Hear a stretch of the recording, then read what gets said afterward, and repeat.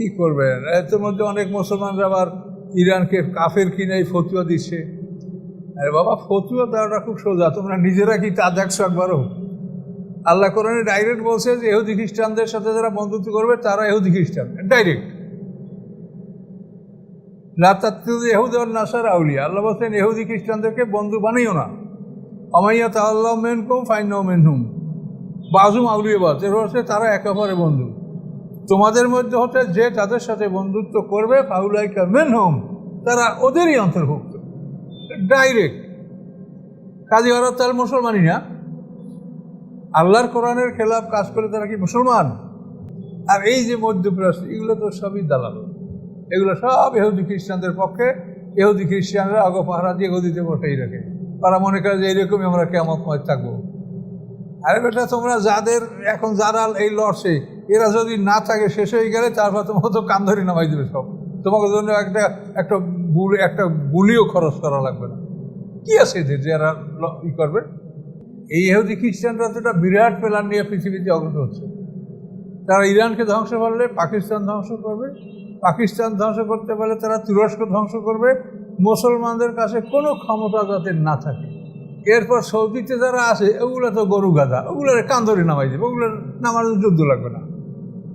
ওগুলা তো এখন ভোগবিলাস করে আর মনে করে যে আমরা খুব আরামে আছি। তো ওদের তো এই পরিণতি আসবেই। ইরানের সাথে তো যুদ্ধ করা লাগছে, কিন্তু ওদের সাথে যুদ্ধ করা লাগবে না, ওদের নাম তার নামবে ওরা। এগুলি মুসলমানরা একটা বুঝতেছে না, বুঝতে মানে কোরআন পড়লে বুঝতে পারতো। কাজে তাদের এই প্ল্যানটা বাস্তবায়িত হবে কি না সেটা আমরা জানি, এটা নাও হতে পারে, কিন্তু তাদের প্ল্যান এটা। তার কারণ আল্লাহ যে মুসলমানদেরকে সাহায্য করেন এর প্রমাণ দেখেন। ভারত পাকিস্তান, পাকিস্তান হলো ভারতের 5 ভাগের 1 ভাগ, কিন্তু সেই পাকিস্তানের সাথে ভারত যতবার যুদ্ধ করছে 1947 পর থেকে কোনো যুদ্ধে ভারত যেতে নেই। শুধু 71-এর যুদ্ধে এই পূর্ব পাকিস্তানের আর্মিরা বিদ্রোহ করেছে, এই সুযোগে তারা একটা বিজয় পাইছে, আর সেইটা নরেন্দ্র মোদী বিজয় উদযাপন করে। কিন্তু তোরা 65 সালে কোথায় ছিলি? তোদের ভিতরে একেবারে 600 ট্যাঙ্ক নিয়ে একসঙ্গে আক্রমণ করেছে, 600 ট্যাঙ্ক একবারে লাহোরে যাই ওরা আঁকাবে, এই পরিকল্পনা ছিল 65 সালে। কিন্তু কই, শেষ পর্যন্ত তোদের দেশের ভিতরে, অনেক ভিতরে পাকিস্তান ঢুকে গেছিল। এখানে একটা গল্প আছে, মানে ওদের যে ডাইজেস্ট বাইরে তো উর্দুতে, এবার আমি একটা ডাইজেস্ট বল শেখাচ্ছি শুনে। সেখানে উর্দুতে তো লেখা আছে, এক জায়গায় একটা লেখা খুব আমার কাছে আনন্দদায়ক। মানে সেই জায়গাটা হিন্দুস্তানের, তো সাধারণ চলাচলের পথ দ্বারা তো হিন্দুস্তান অধিবেশ চলবেই। শিখরা ওখান থেকে যাচ্ছে, কিন্তু ওই জায়গাটা পাকিস্তান দখল করে রাখছে এখনও, মানে সিজফায়ার হয়েছে কিন্তু সৈন্য প্রত্যাহার হয় নাই। তো ওইখানে যখন একদল শিখ যাইতেছে, পাকিস্তানিরা ওকে অ্যারেস্ট করছে। ওটা তাদের এরিয়া দখল, এখন অ্যারেস্ট করার এখন ওই শিখেরা কয় সানু পাতা হুন্দা কেতে পাকিস্তানি ফৌজ আয়া আসা মর্নেনু আওনাসি। মানে এটা পাঞ্জাবি ভাষা, আমরা বুঝবেন না, উর্দু তো বুঝতেন। এখানে সানু মানে আমরা, সানু পাতা হুন্দা, আমাদের যদি এটা জানা থাকতো, এতে মানে এই জায়গায়, এতে পাকিস্তানি ফৌজ আয়া, এখানে পাকিস্তানি সৈন্য এসে আসা মর্নেনু আওনাসি, তাহলে আমরা এখানে মরতে আসতাম। এই লেখাটা আমি পড়ি, আমিও বুঝি নাই। পাঞ্জাবিদের কাছে দিকে আমার তো উর্দু ভাষায় আমি বক্তৃতা করলে আমার কেউ বাঙালি মনে করতো না, তার মনে করতো যে এই লোক বাঙালি না।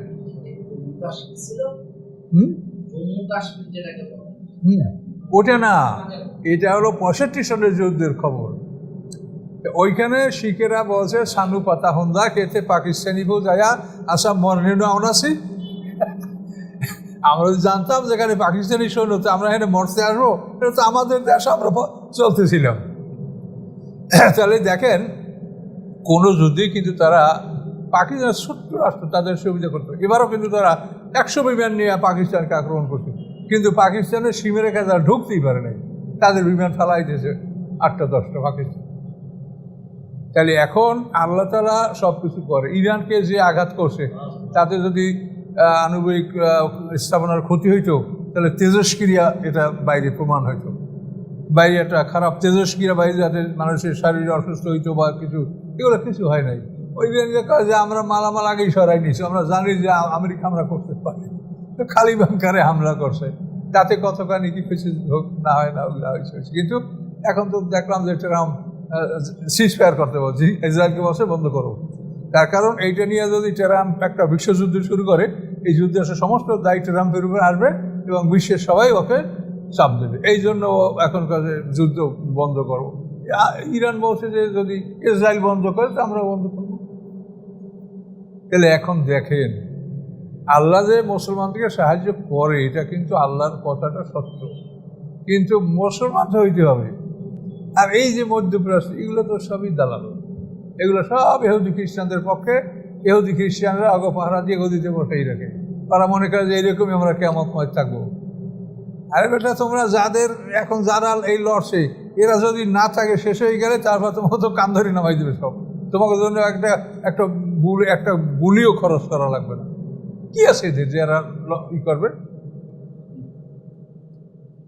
আর এইগুলো সম্পর্কে মুসলমানরা কি করবে?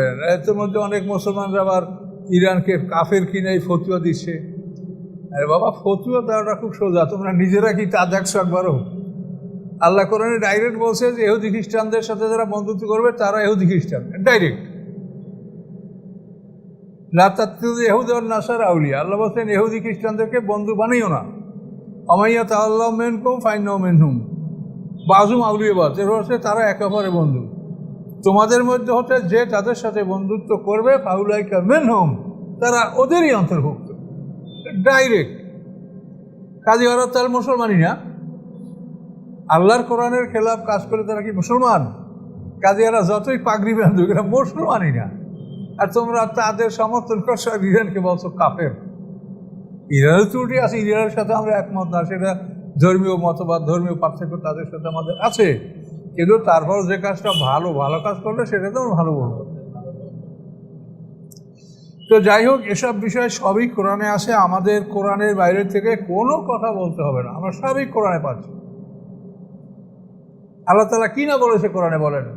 আল্লাহ বলছেন ওয়ানফিকু ফি সাবিলিল্লাহ ওয়ালা তুলকু বিআইদিকুম ইলা তাহলুকা, সূরা বাকারার 195 আয়াত, আর ওটা হলো 51 নম্বর আয়াত, মায়ের আগে যেটা বললাম।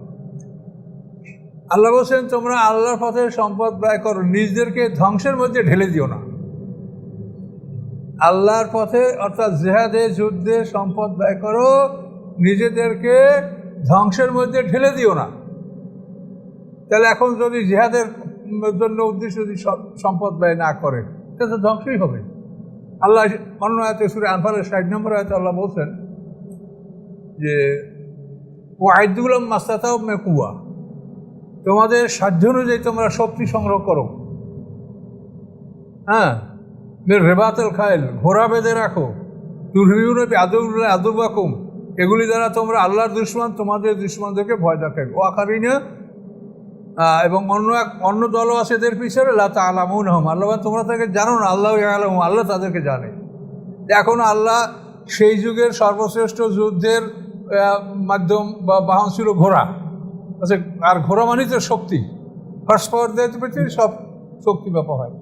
তাহলে আল্লাহ যুদ্ধের জন্য ঘোড়া প্রস্তুত রাখতে বলছে, আল্লাহর জন্য যুদ্ধের জন্য সম্পদ ব্যয় করতে বলছে। এটা না করলে তোমরা নিজ হাতে নিজেদেরকে ধ্বংসের মধ্যে ঢেলে দিবে। ইহুদি খ্রিস্টানদের সাথে বন্ধুত্ব করতে মানা করছে।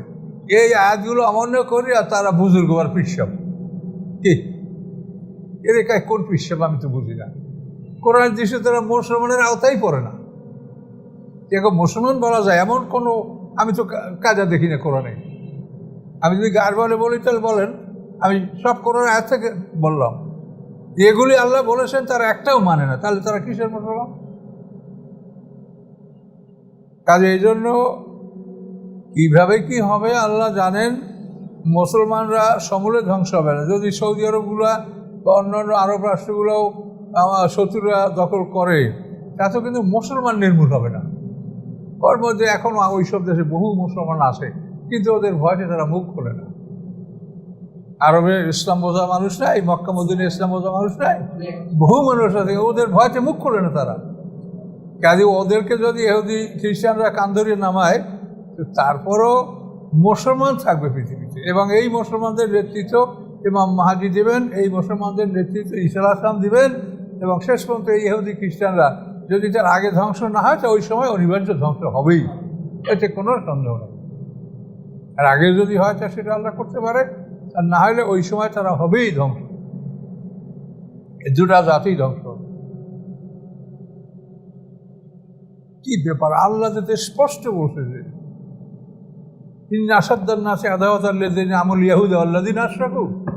আল্লাহ বলছেন তোমাদের কঠিন দুশ্মন দুইটা জাত, ইহুদি এবং মুশরিক। এটা কোরআনে বলা আছে। তাদের সাথে তোমরা বন্ধুত্ব করো। এই মিশর ইহুদিদের জন্য এই যুদ্ধের সময় গোলা বারুদ ডেলিভারি দিয়েছে।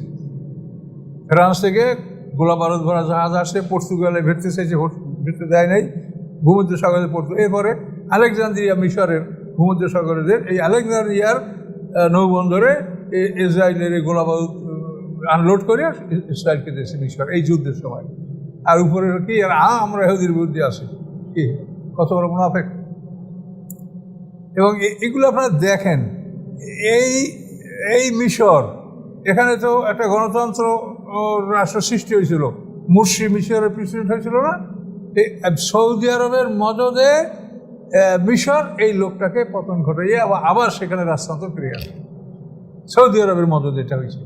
কাজে এরা এই রাজতন্ত্রগুলো সব ওরা আপন ভাই না হয় খালাতো ভাই, ওরা সব একমত, কিন্তু এরা টিকবে না। তোমরা যতই চিন্তা করো তোমরা টিকবে না। তোমাদের এই আনন্দ উল্লাস, তোমাদের এই অপচয় অপব্যয়, দুনিয়ার মানুষের সম্পদ তোমরা দখল করে অপব্যয় করছো, তোমাদের এটা থাকবে না, ইহা থাকিবে না। ইহা থাকিবে না গল্প জানেন? এক রাজা ছিল, গল্প উচিত না, তার মানে আনন্দ দেখলে খালি হাসিয়েই থাকতো, আর দুঃখ দেখলে খালি কাঁদতেই থাকতো। কোনো কবিরাজ ডাক্তারে তাকে ভালো করতে পারে না। একটা লোক ছিল জ্ঞানী, সে বলে আমি তাকে ভালো করতে পারবো। বলকি আমি তাকে একটা আংটি বানাই দেবো, এবং আংটির যে প্লেট এটা একটু বড় থাকবে, ওইটা আমি একটা দোয়া লিখে দেবো। এই দোয়াটা যখনই উনি পড়বে ওনার রোগ সাথে সাথে ভালো হয়ে যাবে। আংটি বানাই দেওয়ার পরে উনি দোয়া লেখছে, ইহা থাকিবে না। এই হলো দোয়া। যে আপনি যখন আনন্দে হাসতে হাসতে একেবারে হেসেই থাকেন, তখন ওইটা দেখবেন যে ইহা থাকিবে না, যে আনন্দ থাকিবে না। আবার যখন দুঃখ আসবে তখন দুঃখ থেকে আপনি কাঁদতে থাকবেন, তখন আমার আংটিতে দোয়া লেখা আছে, ওইটা পড়বে যে ইহা থাকিবে না। এইটা পড়লে আপনার কান্না বন্ধ হয়ে যায়। কাজে ওদেরকে ওরকম একটা আংটি বানাই দেওয়া লাগে যে ইহা থাকিবে না, বুঝছেন?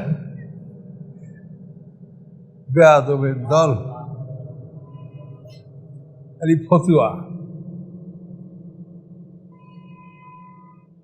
আল্লাহ কাকে শাস্তি দিবেন, কাকে মাফ করবেন, এটা আল্লাহর ব্যাপার। কিন্তু আমরা কোরআন থেকে কথা বলবো, কোরআনে যেটা আছে এইটা মানুষকে পৌঁছাবো, এটা আমাদের কাজ। তবে কোরআনে কিন্তু সব আছে। আপনি যে রাজনীতি করতে চান, কি করতে চান, কোথায় কি, সব আছে। আমি ইতিপূর্বে মুসলমানদের যে দলগুলো আমাদের কী কী ভুল করছে, প্রত্যেকটা ব্যাপারে আমি যেটা বলছি সেগুলো সব খাচ্ছে। আমি কি ভবিষ্যৎবাণী জানি না, আমি কোরআন থেকে দেখা বলছি এইটার পরিণাম এইটা হবে, সেটাই হয়েছে প্রত্যেকটা ক্ষেত্রে।